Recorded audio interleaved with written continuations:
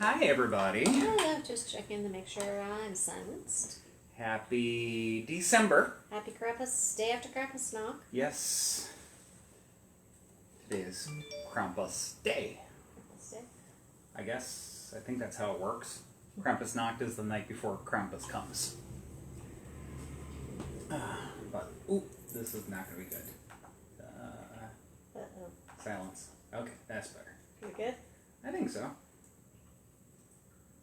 So, yeah, we'll give everybody a minute just to kind of get in here with us. Till then, cheers! Cheers. It's eggnog and rum tonight, because we brought back rum from Key West. Coffee rum, no less. From the... Your show will go live in 5 seconds. 4, 3, 2, 1. Blog Talk Radio. Now we got everybody on board. Woohoo! So yeah, we got a little rum from the Key West First Legal Rum Distillery. Yes, which is very, very nice. A little bit of a mouthful, but it tastes very good, I promise you that. And they recommended blending it with some eggnog, and we're not disappointed. No, not at all. Anyway, so yes, Chris and I just got back from Key West from our preliminary run meeting. Everybody we're working with type thing. Yep, got to meet Ted with the Key West Ghosts and Mysteries tour, friend of ours down there who helped us set the whole thing up, and then. Of course, we got to meet David Sloan, who runs the Ghost Fort, Sloan's Ghost Fort down there, which is the East Martello Museum, actually. It's an old fort down there dating Civil back. War fort. Yep. But it's also where Robert the Doll is. Yep. And so that's going to be our Saturday night investigation and tour. Again, 90-minute tour. And 60 minutes of investigating thereafter, so it's going to be a lot of fun. Yep, and David's actually supplying the equipment for that, so that is yay! Yep. And had some very interesting experiences while we were there.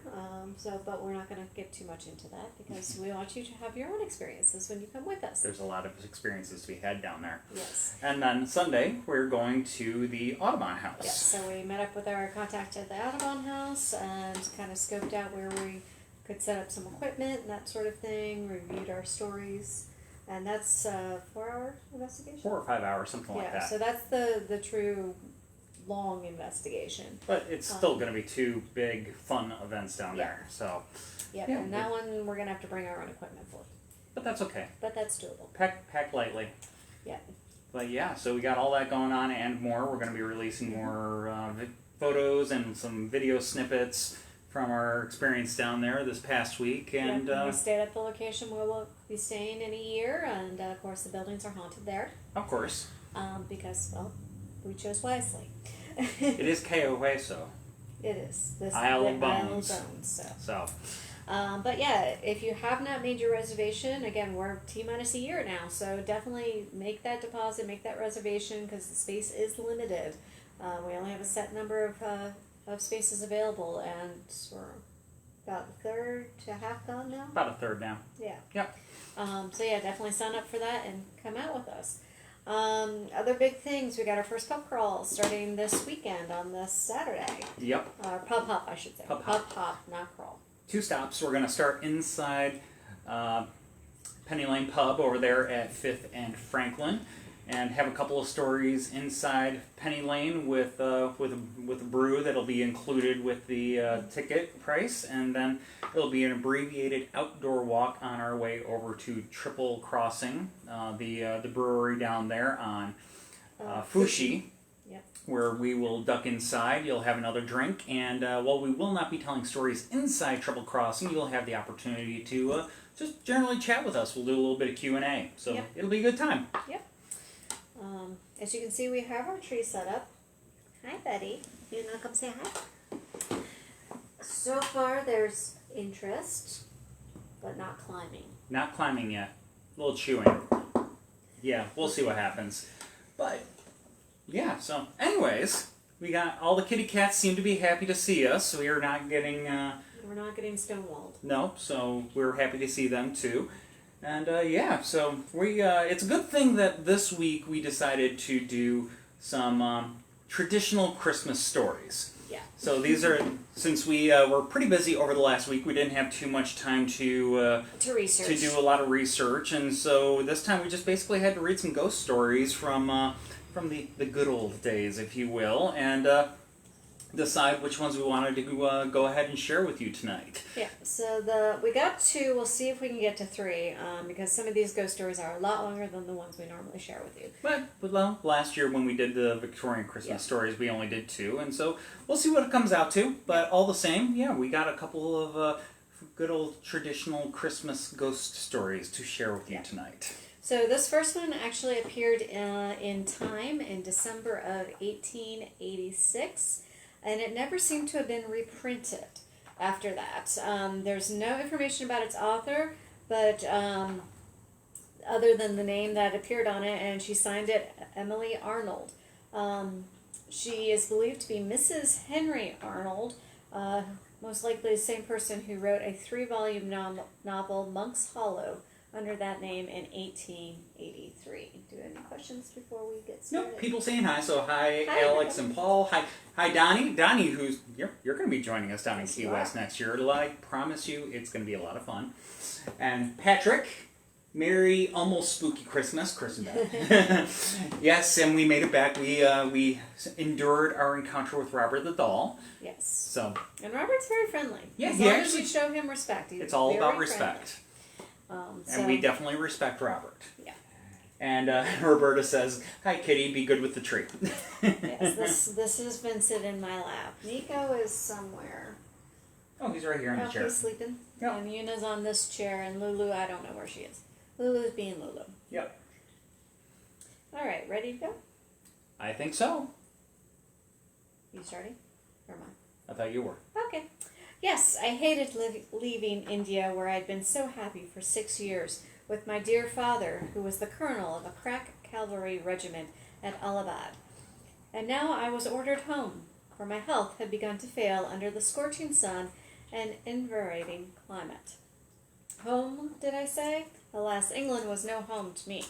All that was nearest and dearest to me were in India, and I felt that my heart would break at leaving my dear old dad, to whom I had been all in all since my mother's death, which had occurred when I was only 14.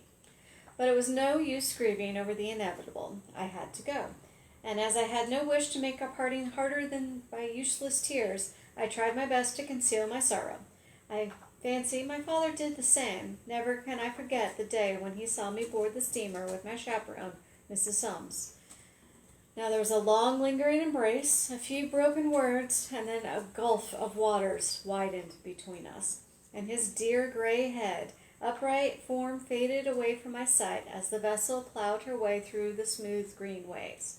Upon landing, I was to go to some relatives, my mother's own sister, the Trevlyns, who lived in Cornwall at Tygherthan Castle. By Trev and Pole and Pen, you may know the Cornish men.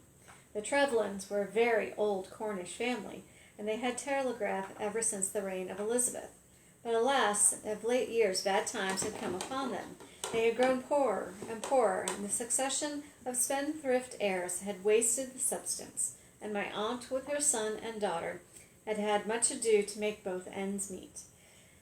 At all events, I was to stay with them for a time, doctors being certain that the fresh Cornish air and bracing salt sea breezes would prove to be beneficial to me.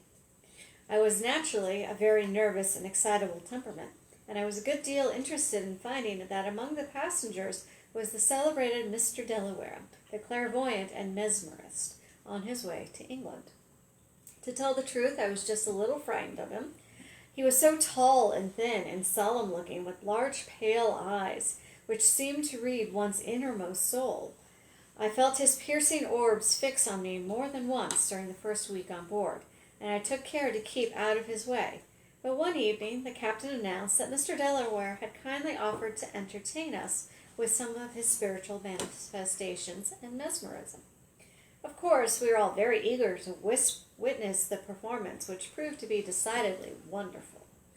It consisted of thought reading, writing upon a slate by invisible agency, and mesmerism most of the crew, who were invited, of course, up on the platform for that purpose.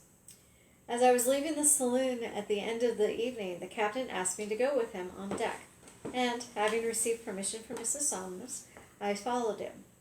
It was an exquisite night, brilliant and balmy. The sky one vast sheet of purple, brilliant with stars, the moon, and a huge globe of silver illuminating the wide spans of the gleaming waters.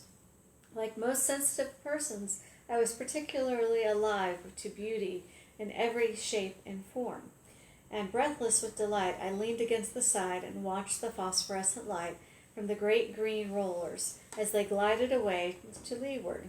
But my reverie was interrupted by a voice close to me. "A lovely night, Miss Jocelyn." I started, looked around, and there, at my elbow, was his tall, thin, erect, glassy-eyed, fixed on mine, was Mr. Delaware. I assented coldly, for I was somewhat annoyed at the intrusion, but nothing daunted, he continued. "You have a true artistic temperament. I see you are emotional and keenly susceptible to beauty. Is that not so?" "How can you tell?" I replied, interested in spite of myself. He laughed.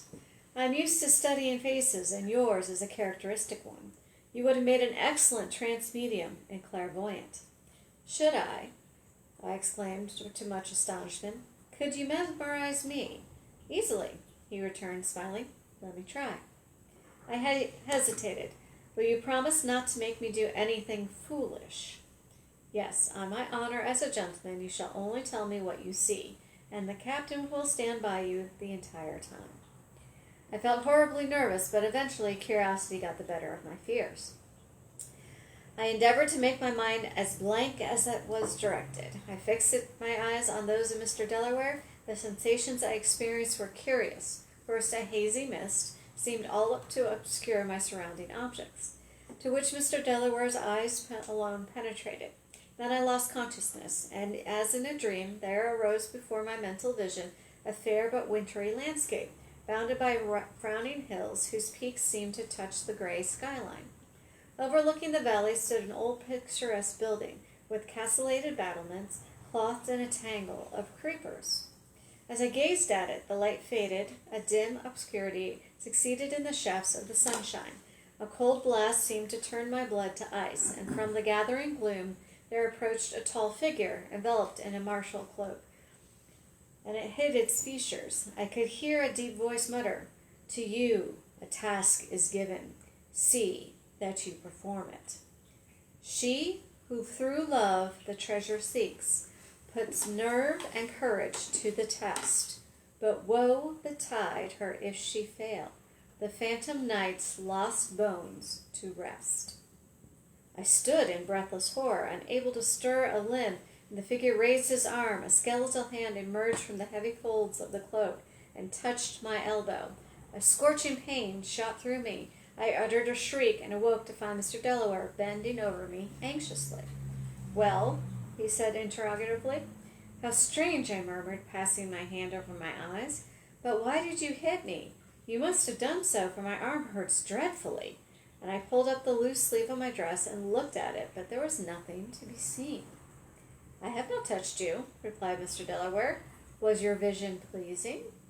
"No, not very," I returned, thoroughly puzzled. "I saw a castle and a figure, probably foreshadowing what is to happen, Miss Jocelyn," said the mesmerist.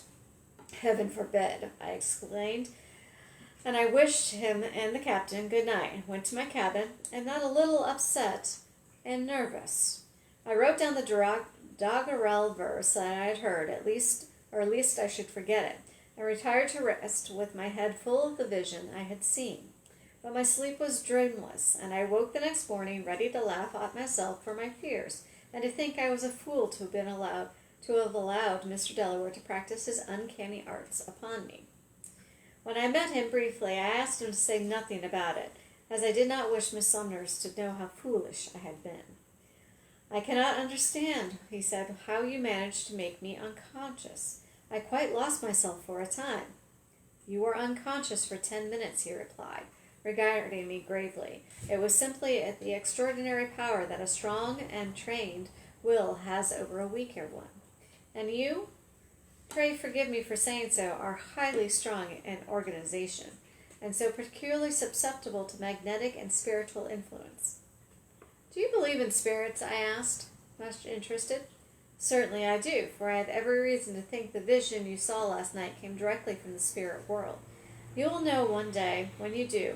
Will you tell me if I'm right in my belief?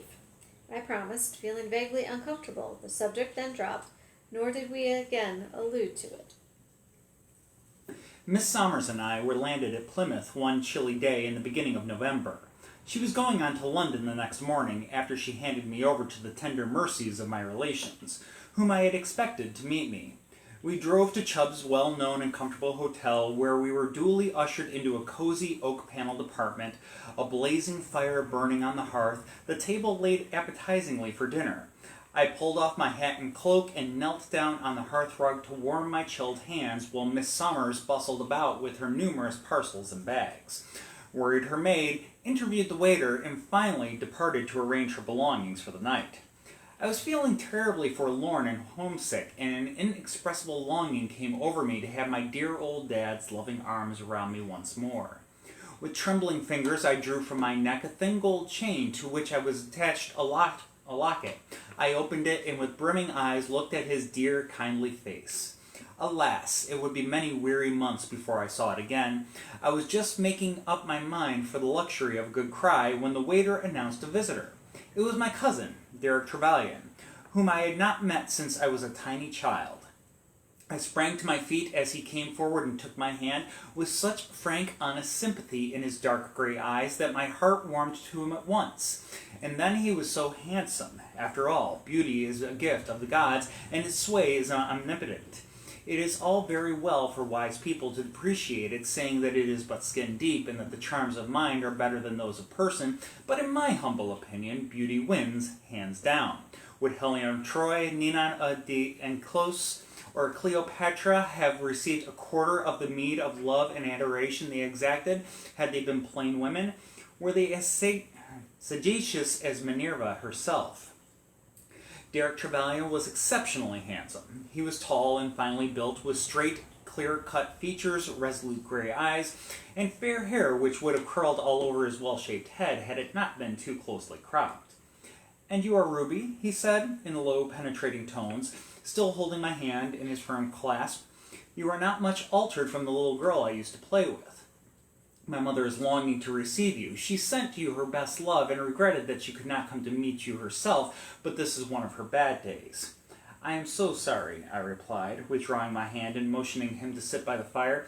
"Is Aunt Eleanor a great sufferer?" "Yes, at times she has dreadful attacks of neuralgia." And then he added, half to himself, "Poor mother, she is but ill-fitted to bear trouble."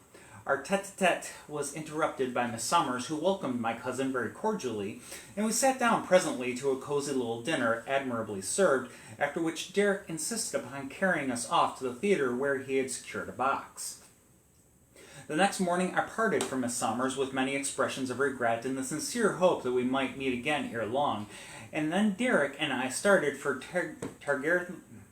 Targarthenian Castle, which was some miles north of Penzance.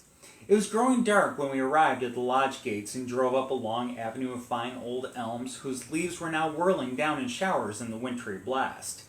At the end of the avenue the castle came into full view, but it was too dark to discern, though there seemed to be a singular air of familiarity about it, which troubled me considerably. In another minute Derek had sprung out and was assisting me to alight. "Welcome to Tregarthian, my fair cousin," he said heartily. I ran up the stone steps and entered the hall, where I was folded into my aunt's warm embrace. "My dear little Ruby," she said, kissing me affectionately, "how glad I am to see you. You must be tired to death with your long journey, and cold, too. I hope Derek has taken care of you." And she led the way to the drawing-room, such a pretty, quaint, old-fashioned apartment, sweet with the breath of flowers, where I was placed in an armchair, and my aunt removed my hat and furs and chafed my cold hands in her warm ones. The tea stood ready on a little Chippendale table in front of the hearth, and while she poured me out a cup, I had time to look at her. She reminded me of my dear dead mother, and had altered but little in the last 12 years. Her features were delicate, she had Derek's eyes, and her pretty wavy fair hair, now plentiful besprinkled with gray. She looked almost too young to be the mother of such a stalwart son. As I sat there enjoying the warmth, Derek plied me with hot scones and cake. The door opened and a girl entered. She was not in the least like Derek or my aunt, being short and dark with black hair and laughing brown eyes. Such a pretty girl. She greeted me as warmly as her mother had done, saying, "I'm so glad you have come to spend this winter with us. I've sometimes been rather dull without a companion, so I shall thoroughly appreciate your society. We must teach you to skate, and there are lovely walks and rides about here. I hope you will be soon at home with us and will not feel strange." I replied that I felt at home already, which I think pleased my aunt, for she patted my cheek approvingly. When she presently suggested that I might like to go to my room, my cousin Beatrice accompanied me.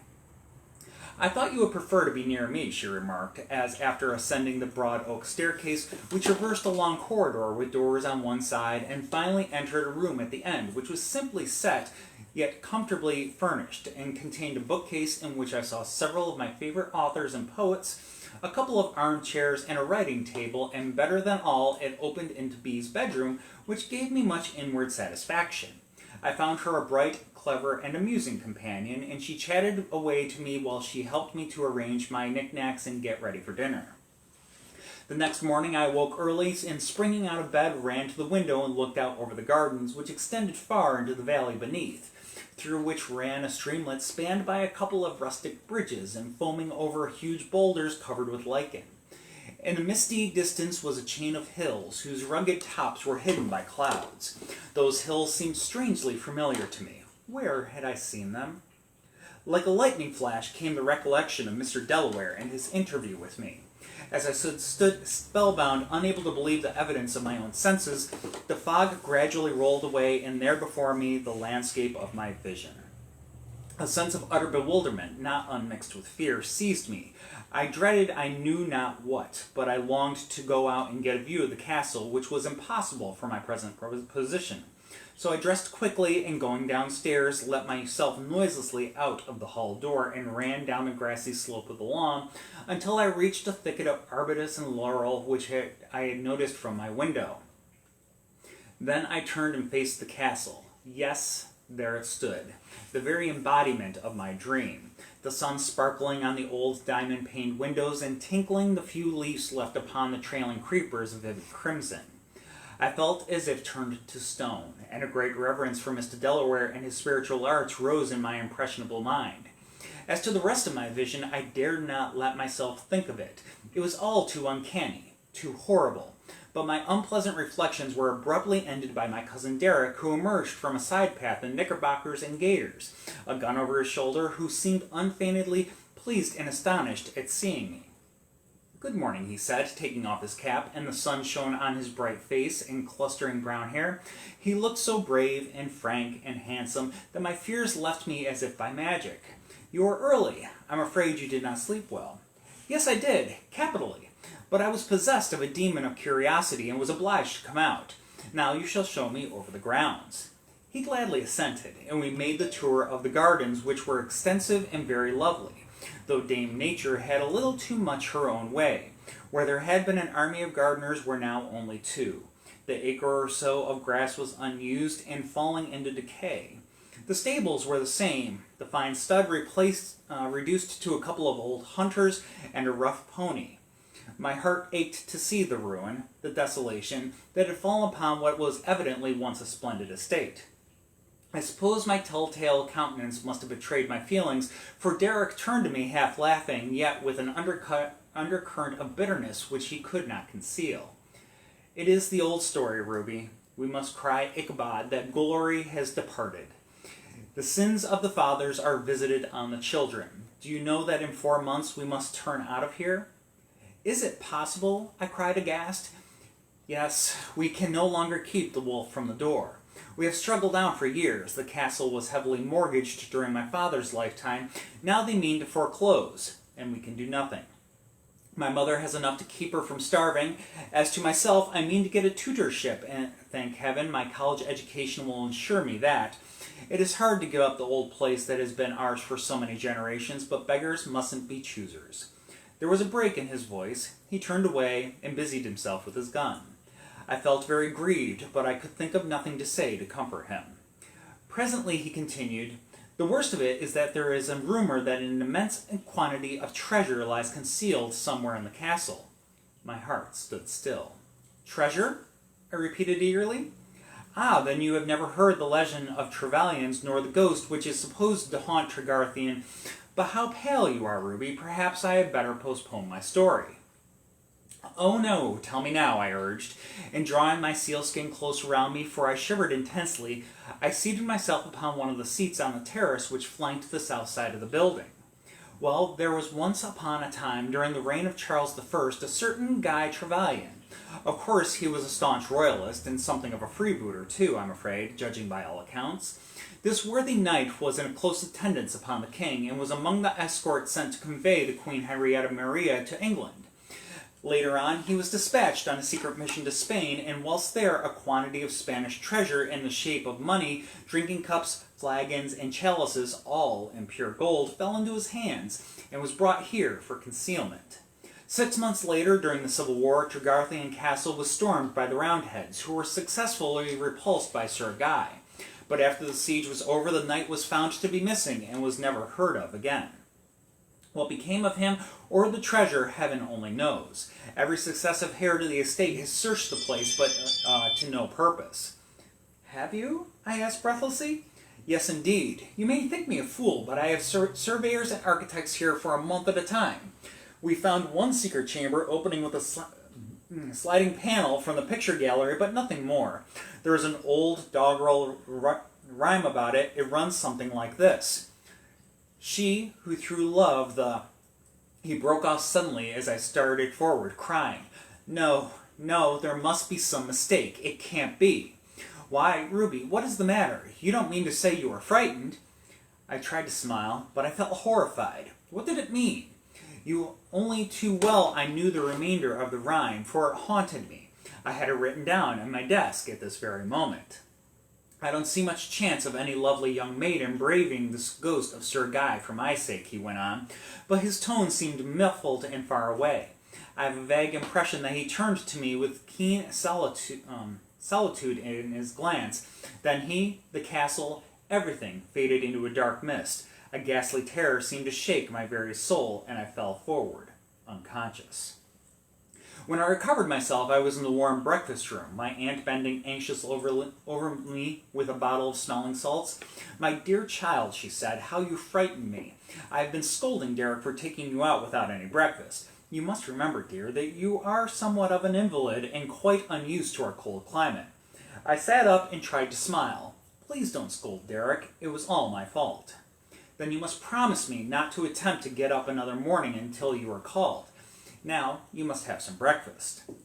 At the mention of that somewhat overrated meal, I began to think I was very hungry, and so, much to Derek's satisfaction, he seemed terribly put out by my sudden collapse, the poor fellow. I allowed myself to be ensconced in a warm nook by the fire and did ample justice to my aunt's hospitality. In the afternoon, Bea offered to show me over the castle, and I gladly assented.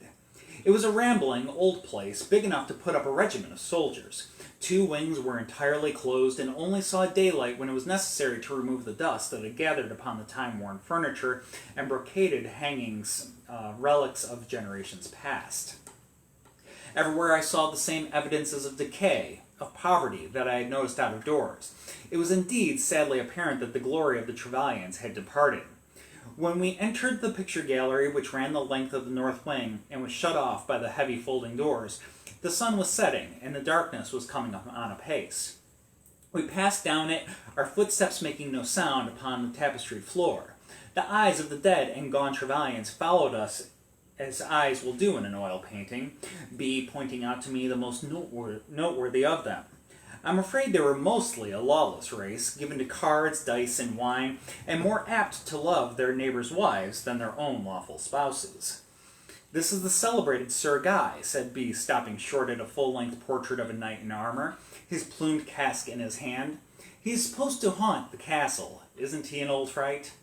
I looked up the dark and saturnine countenance above me with somewhat of awe. Certainly I felt no indication to speak so irreverently of the phantom knight. His bold black eyes gazed straight out from the canvas in a defiant stare, and could it be fancy? They seemed to me illuminated as with an inward flame.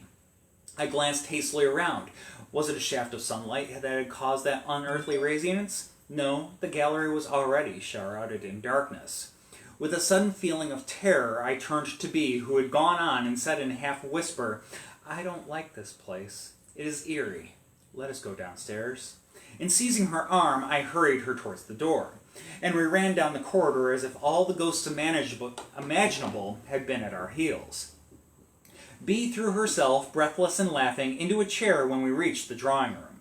"I declare you have given me quite a scare," she said as soon as she could speak. "What on earth did you see or hear? I expect Derek frightened you this morning with his silly stories." "I wish you would not laugh about it," I returned rather pettishly. "I detest ghosts and all that sort of thing." Bee jumped up and kissed me in her usual impulsive fashion. Poor old coz, she looks like a ghost herself with her pale face and wondering blue eyes. "Am I really so hideous?" I asked plaintively with an anxious glance at the adjacent mirror. "Oh, alarmingly so," laughed my mischievous cousin. "That is if one can be hideous, with lovely rippling auburn hair, eyes like violets, and a little face like a wild rose." "You are too poetical to be truthful, I am afraid," I returned severely. "But, tell me now, have you ever seen the ghost?" "I? No, never, thank heaven. Sir Guy has not troubled me. He evidently thinks I am far too material a person to be honored with his spiritual attentions. But with an ethereal being like yourself, it may be different. I should not be at all surprised if he paid you a visit, if only out of deference to your personal charms. I have always heard that he was a great admirer of beauty, quite a gay Lothario, in fact." This was too much. I was feeling horribly nervous and unstrung, and here, to Bee's utter dismay, I burst into a fit of hysterical weeping. In an instant she was on her knees beside me, her arms clasping my waist, her pretty, soft, rosy face pressed to mine, while she whispered contritely, "My little, darling cousin, do forgive me. I am a brute to tease you. I did not mean a word of it, but I am not accustomed to the society of such a delicate little flower as you, so you must forgive me. Sir Guy is a myth. No one that I know of has ever seen him or any other ghost. Of course all old places boast of one. It is the proper thing to have, like old silver, old port, and ancestral portraits." So she petted and cheered me until gradually I recovered myself, though it was some time before I could quite shake off the nervous, uncomfortable feelings that had risen in my breast since my arrival. The days slipped away. Go ahead. You want to take it? Yeah. Okay. Right. The days slipped yeah. away very quickly, and soon I felt quite at home and happy with my relationships, though there was scarcely any hour in the 24 that I did not think with a swelling heart of my dearest old dad, and so many, many miles away. I grew rapidly stronger and better. The pure Cornish air, laden with the briny breath of the broad Atlantic, blew a faint color into my cheeks, and perhaps a hidden happiness which I scarcely yet realized. It lent color to my eyes, and yes, I was happy, for I had felt that Derek Trevelyan loved me. I was not a child, and I had a certain amount of experience in the ways of mankind in India, so I was not likely to deceive myself. I read his secret in the ardent gaze of his honest gray eyes, and the fervent clasp of his hand, and the tender inflection of his voice when he addressed me, and gradually the conviction dawned upon me that I reciprocated his affection. And with that knowledge came the belief that it was up to me to do something. What? I could not determine, to help him in this crisis.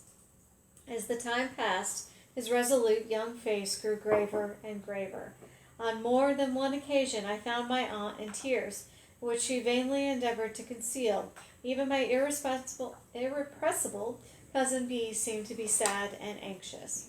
Only too well I knew the cause. In 3 months they would be homeless. I had never learned the value of money. My father was scarcely a rich man, but we had always had enough for comfort, if not luxury. But now I longed for wealth, and ardently the most inveterate miser could have done. I had now quite gotten over my fear of old Sir Guy Trevelyan, and in fact passed an hour or so every day in the gallery, which commanded a magnificent view of the surrounding country, whose exquisite hills and dales I was constantly sketching. We spent a pleasant Christmas Eve, and the rector of the adjacent parish and his noisy family, together with some distant neighbors, and they were all our guests, and after dinner we had charades, finishing up with a dance. The next day would be a Christmas tree for the village children, at which Bea and I had worked hard for some weeks, and an entertainment at the schools for the old men and women. On New Year's Eve, we were bidden to dance at the Viscount Ruthlands about 10 miles away, to which festivity both Bea and I were looking forward to with feverish eagerness. We had seen a good deal of the Honourable Gerald Trevor, his lordship's eldest son. During the last week, scarcely a day had passed without bringing him over upon some excuse or other, but he seldom went away without a glimpse of Bea's pretty face, and some of her saucy speeches ringing in his ears. In truth, she snubbed him unmercifully, but he seemed to like it, possibly because it offered such a complete contrast to the reception he usually met at the hands of the fair sex. Being the heir to a large possessions, we started off in the high spirits for the ball, Derek having expressed his satisfaction at our appearance, and we secretly agreed left nothing to be desired. We were dressed all alike in white tulle and arrived safely, in spite of the slippery state of the roads and the snow that had been falling during the day. Dancing had commenced, and all the notables of the country were footing it merrily. The old oak-paneled rooms were gay with flowers and holly, whose shining crimson berries gleamed like fire amongst the myriads of waxed lights. During the evening, Derek and I found ourselves in the cool depths of the conservatory, where rare exotic blooms and the wealth of ferns and creepers, almost hidden beneath some giant palms, was a cushioned lounge. I sat down upon it with a sigh of content, and commenced fanning myself. "Hark," said Derek, listening intently. "Is it 12 o'clock? There go the bells. Can you hear them?" And as he spoke, the wild music ring of many iron tongues announced the death of the old year and the birth of the new one. Ring out the wild bells to the wild sky, the flying clouds, the frosty light. The year is dying in the night. Ring out wild bells and let him die. So I quoted softly as Derek leant towards me and took my hand in his. "God bless my little cousin and give her a very happy year," he said tenderly, looking into my eyes. "I should like to wish you the same," I commenced shyly, for his earnest gaze somewhat disturbed me. He dropped my hand and, turning away, picked a spray of crepe jasmine. "Do you know I'm going to London tomorrow?" he asked abruptly. "No. Are you really?" "I'm going to interview a gentleman who requires a tutor for his son. You may wish me luck if you'd like." My eyes filled with tears, and his tone was so bitter, so unlike himself. "Derek," I said earnestly, "I wish I could help you. I would give you all I possess to be able to do something for you. I wonder what that rhyme means." I stopped suddenly, half frightened at the light that flashed over his face. "She who through love the treasure seeks," he said gently. "Ruby, don't tell me to tell you that I've been longing to say for days past. I'm a poor penniless beggar who has no right to think of love or any such luxury." "Don't say that, Derek. What does money have to do with love?"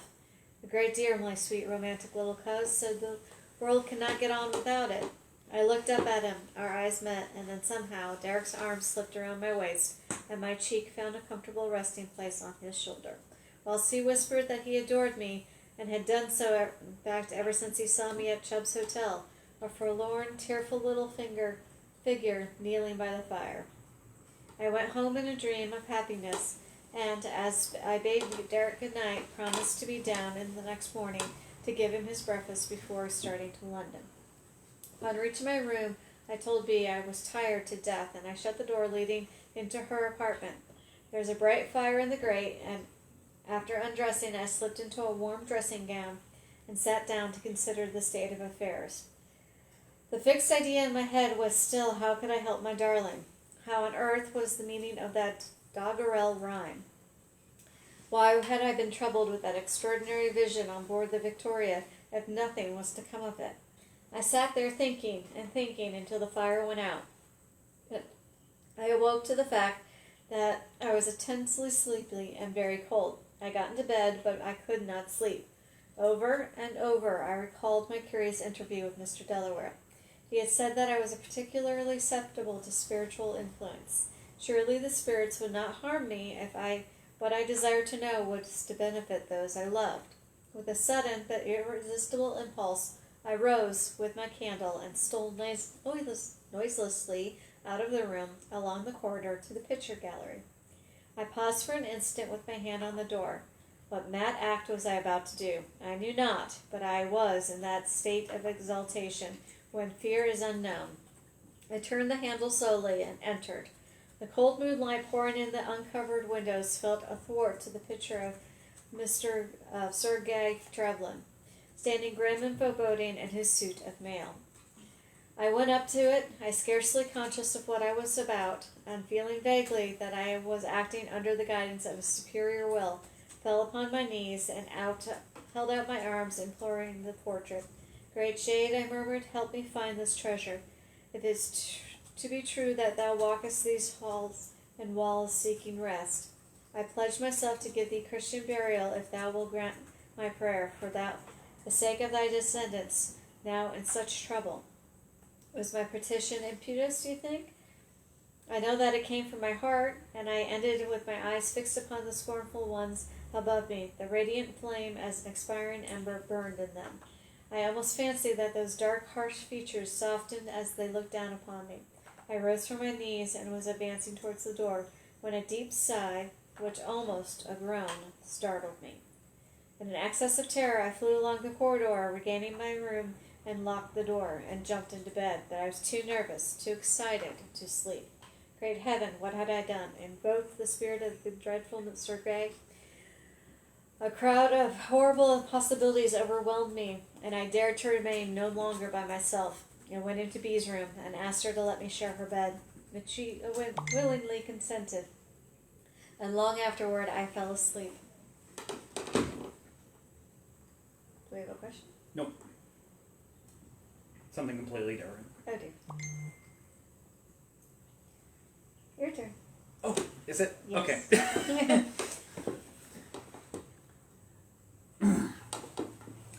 How long I had slept I know not, but I suddenly awoke with a violent start. I glanced at my companion.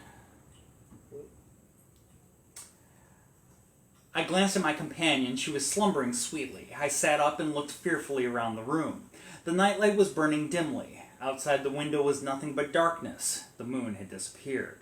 How silent everything seemed. Hark! What was that sound? Surely in the distance I could hear the clank of armor. It was as if the echoes of mailed footstep ascending the staircase. I listened intently, but my heart beat with such suffocating throbs as almost to render me deaf to all else. Every nerve in my body seemed strained to its utmost tension. In breathless suspense I waited. Yes, there it was again, that muffled but steady footfall coming slowly along the corridor towards our room. Nearer and nearer it approached, and oh, horror, stopped at our door.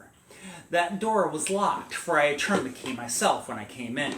The handle was softly turned, and it opened, and there entered a tall figure enveloped in a long, gray, misty cloak. It advanced to the foot of the bed, and raised its arm, beckoning to me with a skeleton finger. I sat fascinated, with an icy terror numbing my limbs, paralyzing my faculties, my eyes fixed on those of the figure which glittered like lambent flame from beneath the folds of the cloak. As I gazed spellbound, I seemed to hear the words, "You have summoned me. You must follow me." But I could not have moved a limb. At last I realized the fearful consequences of my rash act, and with a wild cry to heaven for mercy, I turned and, flinging myself upon the pillow, hid my face. I seized my cousin and in a whisper implored her to wake. I shook her, I even pinched her, but though usually so light a sleeper, she remained immovable. Then I wondered if my grisly visitor had departed, but I dared not to look up. Unable to endure the agony of suspense any longer, with a desperate effort I at length ventured to peep out. Oh God, there it stood, its flaming eyes still fixed on me, its fleshless hand still beckoning. Then, as I watched it, there came over me something the same curious sensation I had experienced when Mr. Delaware mesmerized me. It seemed as though I became partially unconscious, my material self remaining motionless and inert, while my spiritual faculties were singularly clear and acute. in a dream of horror, such horror that even now the resemblance of it curdles in the very blood in my veins. Yet impelled by an irresistible attraction, I slipped gradually out of bed and advanced towards the apparition. It turned and led the way out to the door, which opened, and we emerged into the corridor. How ghostly, how quiet the old house seemed. Only the clank of the phantom's footsteps disturbed the slumbering echoes. Where was Derek, I wondered? What would he do if he could see me now, a little white figure flitting along in the wake of this lost Sir Guy? Suppose I should never see him again. My old dad, what would he... A frenzied shriek came to my lips, but I stifled it. After all, it was my own fault, and I must suffer for my impetuous rashness. We came to the door of the picture gallery. It opened of its own accord.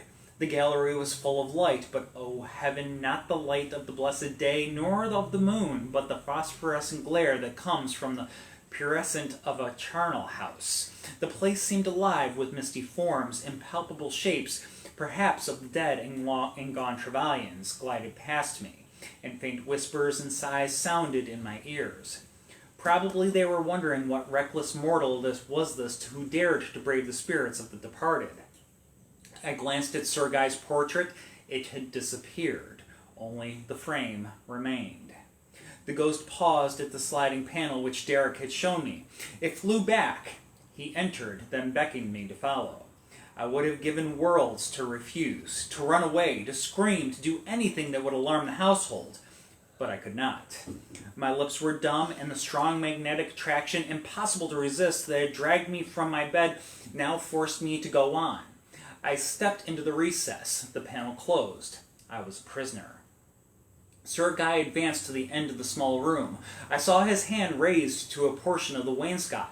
It fell back and presented to my astonished gaze a steep stone staircase. Down we went. It must have been pitch dark, but we needed no candle. That pale phosphorescent gleam accompanied us. The stone steps were dank and slippery with slime, whilst noisome creatures that foster in the dark, horrible toads and bats, that filled me with loathing, slunk away at the strange light and the clank of armor. If only I could have screamed aloud, it would have been some relief to my agonized brain. But I was powerless to utter a sound. I counted the steps as we descended. There were 3 flights of 100 each. At length we came to a huge iron door, bolted and barred. It opened at our approach, and we passed into a kind of vaulted chamber built of great blocks of stone. The ghost laid his hand upon one, and it was the center of the 4th tier. An enormous piece of solid masonry swung back, discovering a smaller room. Here Sir Guy came to a standstill. He beckoned me nearer. I obeyed him, and looking round, I saw by the light he emitted a pile of gold cups, goblets, drinking vessels of every kind and shape, chalices and crosses set with gleaming jewels. But what was that figure seated by the table on which the treasure was heaped? It was habited as a cavalier, while the remains of a plumed hat hung from the back of the chair. As I gazed at it in horrified silence, it raised its bent head from the table and looked at me. It was a skeleton, the fleshless, grinning skull glaring horribly in the faint obscurity. Then an icy breath seemed to freeze the marrow in my bones, and a voice said, "I have granted your request. See that you fulfill your promise to me, or you will be lost forever." The ghost turned to me, casting his fiery eyes upon mine. He raised his hand and laid it upon my arm, just as he had done in the vision. A scorching pain shot through me and served to loosen my tongue. I gave one awful shriek which rang through the vaulted dungeons, a shriek which did not seem to me like my own voice, and frightened me as much as it did the bats. Then the ghostly figures, the golden treasure, all faded away in a thick crimson mist, and I remembered no more. You're surrounded. Yep. When I regained consciousness, I was lying at the foot of Sir Guy Trevelyan's picture. I raised myself on my elbow and looked around. The slickly rays of cold wintry morning were stealing through the windows. My teeth were chattering, my head throbbed and burned. But I noticed that Sir Guy had returned to his frame and stood grim and grisly as when I last saw him. Presently there was a sound of voices outside. Hasty footsteps ran along the corridor, and my Aunt Beatrice and a couple of frightened maids appeared, looking thoroughly scared and anxious. "What is the matter, my dear child? Your scream awoke us. Why are you in here? You must surely have been walking in your sleep. Even Derek in his distant room heard you." I looked from one to the other, down, dazed and wondering. How could they have heard my shriek at the bottom of the awful stone staircase, beneath the ground? Then suddenly, a fear, a doubt, a great joy came upon me. I flung myself into my aunt's arms and burst into alternate tears and laughter. "I found the treasure chamber," I cried. "Yes, I have found it. There are 3 flights with 100 steps each." "Good heaven!" exclaimed my aunt, seriously alarmed. "The child is raving. We must get her to bed. She's evidently very ill. Sarah, ask Mr. Derrick to ride off at once for the doctor. At once, mind." "I am not ill," I gasped. I found the treasure, but I could say no more. A sudden feeling of utter horror and fear of what I had endured overcame me and choked my utterance. I remembered but little of what followed. I was carried to my room and put to bed. When the doctor came, he said I must have had some very severe shock and considered my condition serious, with grave symptoms of brain fever. I think I must have told them all my story in my delirium. For 3 days I was a raving lunatic and terrified those around me, and my piteous appeals to them to save me from Sir Guy Trevelyan. But thank God I pulled through, and when I was well enough to be moved to another room, Derek himself carried me in his strong arms to his aunt's cozy boudoir, and there I told him the story I have endeavored to relate here, from my mesmeric trance on board of the Victoria to the discovery of the hidden gold.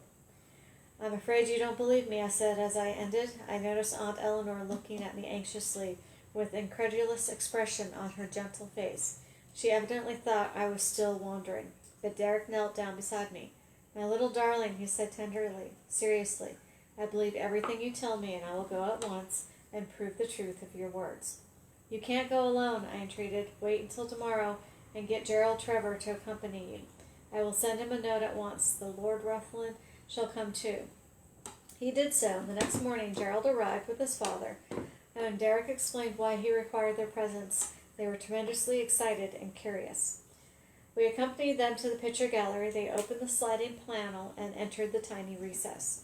I pointed out the spot in which Sir Guy's finger had pressed. There was a moment of breathless suspense, and then the incredulity turned to awe, for the partition flew out, as I had told them, and disclosed the stone staircase.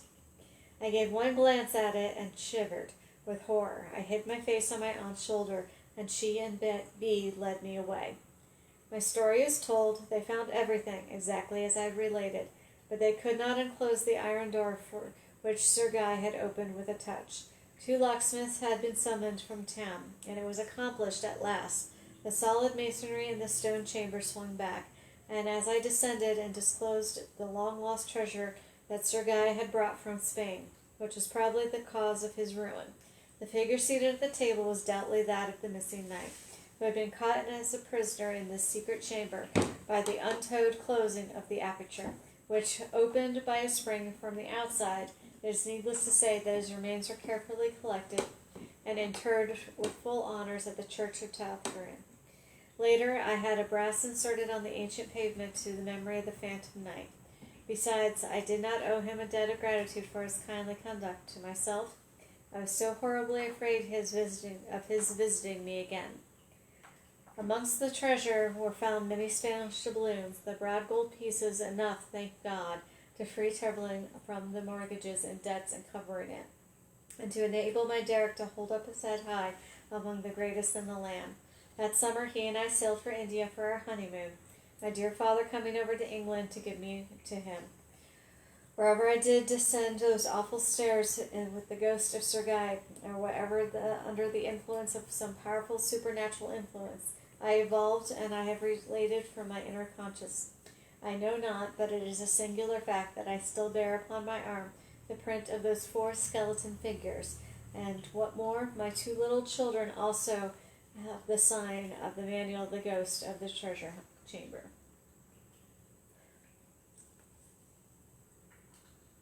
I like that story. I do too. Because who doesn't like treasure? Treasure, ghosts, romance. Christmas. It's all in one. all wrapped up in a nice, cozy little bundle there. Yes. Yep. But people like the story. Yeah. And Donnie wants to know where you got the Christmas Aubrey seeds. The hats we got off of Amazon. No, where are the seeds? How did you grow them? Oh, I didn't grow them. I bought it from Michael's. You're breaking his heart. I'm sorry.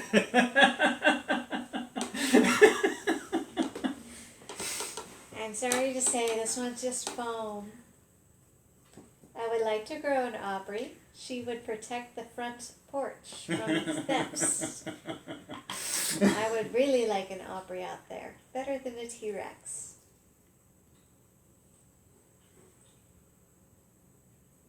It's okay.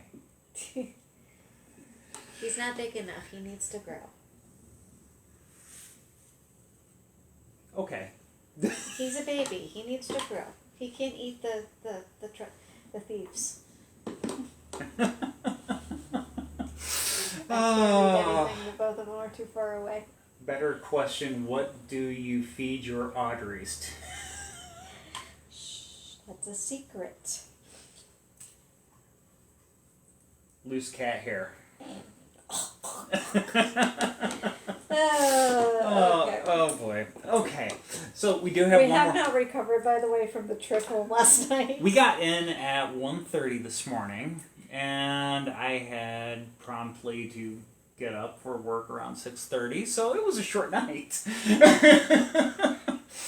Hello, sir. Yes. We do have one more story for you this evening. This one is considerably shorter than the one we just read. I went for a short one, considering we just had a long one. Yep. But this was a fun one, too, because it's the last account, a deathbed visit by a doctor. Yep. The Ghost's Summons. Now, this is by, let's see. Now, okay. So, it was common for the ghostly tales and periodicals to be narrated by domestic servants. In Gaskell's The Old Nurse's Story, for example, the nurse has intimate access to the family but remains outside of their confidence. In this dramatic tale, a rich man employs a doctor to serve in a similar role. The doctor witnessing a confusing, uncanny scene, but he remains ignorant of the full story. The scant details of the scene merely suggest the story behind an unusual deathbed, one that seems to have been brought about by an act both premeditated and unavenged. The story originally appeared in Belgravia in January 1868. Wanted. Sir, a patient. It was in the early days of my professional career when the patients were scarce and fees scarcer. And though I was in the act of sitting down to my chop and had promised myself a glass of steaming punch afterwards in honor of the Christmas season, I hurried instantly into my surgery. I entered briskly, but no sooner did I catch sight of the figure standing leaning against the counter than I started back with a strange feeling of horror, which for the life of me I could not comprehend. Never shall I forget the ghastliness of that face, the white horror stamped upon every feature, the agony which seemed to sink the very eyes beneath the contracted brows. It was awful to me to behold, accustomed as I was to scenes of terror. You seek advice? I began with some hesitation. No, I am not ill. You require then... Hush! He interrupted, approaching more nearly and dropping his already low murmur to a mere whisper. I believe you are not rich. Would you be willing to earn 1,000 pounds? 1,000 pounds! His words seemed to burn my very ears. I should be thankful if I could do so honestly, I replied with dignity. What is the service required of me? A peculiar look of intense horror passed over the white face before me, but the blue-black lips answered firmly, to attend a deathbed. 1,000 pounds to attend a deathbed? Where am I to go then? Whose is it? Mine. The voice in which this was said sounded so hollow and distant that involuntarily I shrank back. Yours? What nonsense! You are not a dying man. You are pale, but you appear perfectly healthy. You... Hush! He interrupted. I know all this. You cannot be more convinced of my physical health than I am myself. Yet I know that before the clock tolls the first hour after midnight, I shall be a dead man. But He shuddered slightly, but stretching out his hand commandingly, motioned me to be silent. I am but too well informed of what I affirm, he said quietly. I have received a mysterious summons from the dead. No mortal aid can avail me. I am as doomed as the wretch on whom the judge has passed sentence. Do not come either to seek your advice or to argue the matter with you, but simply to buy your services. I offer you £1,000 to pass the night in my chamber and witness the scene which takes place. The sum may appear to you extravagant, but I have no further need to count the cost of any gratification, and the spectacle you will have to witness is no common sight of horror. The words, strange as they were spoken calmly enough, but as the last sentence dropped slowly from the vivid lips, an expression of such wild horror again passed over the stranger's face, that in spite of the immense fee I hesitated to answer. You fear to trust to the promise of a dead man. See here and be convinced, he exclaimed eagerly, and in the next instant on the counter between us lay a parchment document, and the following the indication of that which weight muscular hand I read the words, and to Mr. Frederick Reed, of 14 High Street, Alton, I bequeath the sum of £1,000 for certain service rendered to me. I have had that will drawn up within the last 24 hours, and I signed it an hour ago in the presence of competent witnesses. I am prepared, you see. Now, do you accept my offer or not? My answer was to walk across the room and take down my hat and then lock the door of the surgery communicating with the house. You want to take it? It was a dark, icy cold night, and somehow the courage and determination which the sight of my own name in connection with £1,000 had given me flagged considerably as I found myself hurried along through the silent darkness by a man whose deathbed I was about to attend. He was grimly silent, but as his hand touched mine, in spite of the frost, it felt like a burning coal. On we went, tramp, tramp, through the snow, on and on, until I grew very weary, and at length on my appalled ears struck the chimes of the church clock, whilst close at hand I distinguished the snowy hillocks of a churchyard. Heavens, it was an awful scene, of which I was to witness take place the very day amongst the dead. 11, groaned the doomed man. Gracious God, but 2 more hours, and that ghostly messenger will bring me the summons. Come, come, for mercy's sake, let us hasten. There was but a short road separating us now from a wall which surrounded the large mansion, and along this we hastened until we reached a small door. Passing through this, and in a few minutes we were stealthily ascending a private staircase to a splendidly furnished apartment, which left no doubt of the wealth of its owner. All was intensely silent, however, through the house. And about this room in a particular there was a silent stillness that, as I gazed around, struck me as almost ghastly. My companion glanced at the clock on the mantelshelf and sank into a large chair by the side of the fire with a shudder. Only an hour and a half longer, he muttered. Great heaven, I thought I had more fortitude. This horror unmans me. Then, in a fiercer tone, clenching my arm, he added, Ha! You'll mock me, you'll think me mad, but wait. Wait till you see. Wait until you see. I put my hand on his wrist, for there was now a fever in his sunken eyes which checked the superstitious chill which had been gathering over me, and made me hope that after all my first suspicion was correct, and that my patient was the victim of some fearful hallucination. Mock you, I answered soothingly. Far from it. I sympathize intensely with you, and would do much to aid you. You require sleep. Lie down. Leave me to watch. He groaned, but rose, and beginning to throw off his clothes, and watching my opportunity, I slipped a sleeping powder which I had managed to put in my pocket before leaving the surgery, into the tumbler of claret that stood beside him. The more I saw, the more I felt convinced that it was the nervous system of my patient which required my attention, and it was with sincere satisfaction I saw him drink the wine, and then stretch himself out onto the luxurious bed. Ha, I thought, as the clock struck 12, and instead of a groan, the deep breathing of the sleeper sounded through the room. You won't receive any summons tonight, and I may make myself comfortable. Noiselessly, therefore, I replenished the fire, poured myself a large glass of wine, and drawing to the curtain so that the firelight should not disturb the sleeper. I put myself in a position to follow his example. How long I slept I know not, but suddenly I was aroused with a start, as a ghostly thrill of horror as ever as I remember to have felt in my life. Something, what I knew not, seemed near, something nameless, but unutterably awful. I gazed round. The fire emitted a faint blue glow, just sufficient to enable me to see that the room was exactly the same as when I fell asleep, but that the long hand of the clock wanted but 5 minutes of the mysterious hour, which was to be the death moment of the summoned man. Was there anything in it, then? Any truth in the strange story he had told? The silence was intense. I could not even hear a breath from the bed, and I was about to rise and approach when again that awful horror seized me, and at the same moment my eye fell upon the mirror opposite the door, and I saw.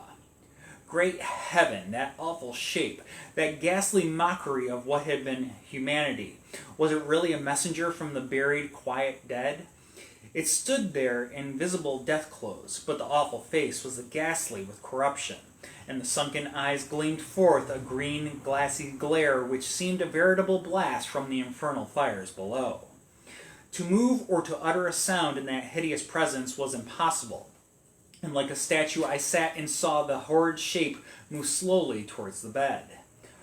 What was the awful scene enacted there, I know not. I heard nothing except a slow, stifled, agonized groan, and I saw the shadow of that ghastly messenger bending over the bed. Whether it was some dreadful but wordless sentence its breathless lips conveyed as it stood there, I know not. But for an instant the shadow of a claw-like hand from which the third finger was missing appeared extended over the doomed man's head. And then, as the clock struck one clear silver stroke, it fell, and a wild shriek rang through the room, a death shriek. I am not given to fainting, but I certainly confess that the next 10 minutes of my existence was a cold blank. And even when I did manage to stagger to my feet, I gazed round, vainly endeavoring to understand the chilly horror which still possessed me. Thank God, the room was rid of that awful presence. I saw that, so gulping down some wine, I lighted a wax taper and staggered towards the bed. Ah, how I prayed that after all I might have been dreaming, and that my own excited imagination had been but conjured up some hideous memory of the dissecting room, but one glance was sufficient to answer that. No, the summons had indeed been given and answered. I flashed the light over the dead man's face, swollen, convulsed, still with the death agony, but suddenly I shrank back.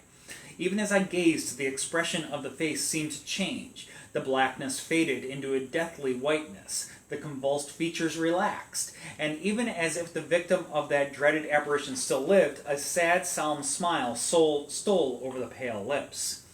I was intensely horrified, but still I retained sufficient self-consciousness to be struck professionally by such a phenomenon. Surely there was something more than supernatural agency in all this. Again, I scrutinized the dead face, and even the throat and chest, but with the exception of a tiny pimple on one temple beneath a cluster of hair, not a mark appeared. To look at the corpse, one would have believed that this man had indeed died by the visitation of God, peacefully while sleeping. How long I stood there I know not, but time enough to gather my scattered senses, and to reflect that, all things considered, my own position would be very unpleasant if I was found thus unexpectedly in the room of the mysteriously dead man. So, as noiselessly as I could, I made my way out of the house. No one met me on the private staircase. The little door opening onto the road was easily unfastened, and thankful indeed was I to feel again in the fresh wintry air as I hurried along that road by the churchyard. There was a magnificent funeral soon in that church, and it was said that the young widow of the buried man was inconsolable. And then rumors got abroad about a horrible apparition which had been seen the night of the death, and it was whispered that the young widow was terrified and insisted upon leaving her splendid mansion. I was too mystified with the whole affair to risk my reputation by saying I knew, and I should have allowed my share in it to remain forever buried in oblivion. had I not suddenly heard the widow objecting to many of the legacies on the last will of her husband, intended to dispute it on the score of insanity, and then gradually arose the rumor of his belief of having received a mysterious summons. On this I went to the lawyer and sent a message to the lady that, as the last person who attended her husband, I undertook it to prove his sanity, and I besought her to grant me an interview, in which I would relate as strange and as horrible of the story as ear he would ever heard. And the same evening I received the invitation to go to the mansion. I was ushered immediately into the splendid room, and there, standing before the fire, was the most dazzlingly beautiful young creature I had ever seen. She was very small and exquisitely made. Had it not been for the dignity of her carriage, I would have believed her a mere child. But with a stately bow she advanced and did not speak. I come on a strange and painful errand, I began, and then I started, for I happened to glance full into her eyes, and from them down to the small right hand grasping the chair, the wedding ring on that hand. I conclude that you are Mr. Reed, who requested permission to tell me some absurd ghost story of whom my late husband mentions here. And as she spoke, she stretched out her hand towards something, but I knew not what, for my eyes were fixed on that hand. Horror! White, delicate as it might be, it was shaped like a claw, and the third finger was missing. One sentence was enough after that. Madam, all I can tell you is this, that the ghost who summoned your husband was marked by a singular deformity. The third finger of the left hand was missing. I said sternly, and the next instant I had left the beautiful, sinful presence. That will was never disputed. The next morning, too, I received a check for £1,000, and the next news I heard of the widow was that she had herself seen that awful apparition and had left the mansion immediately. Dun dun dun. Creepy.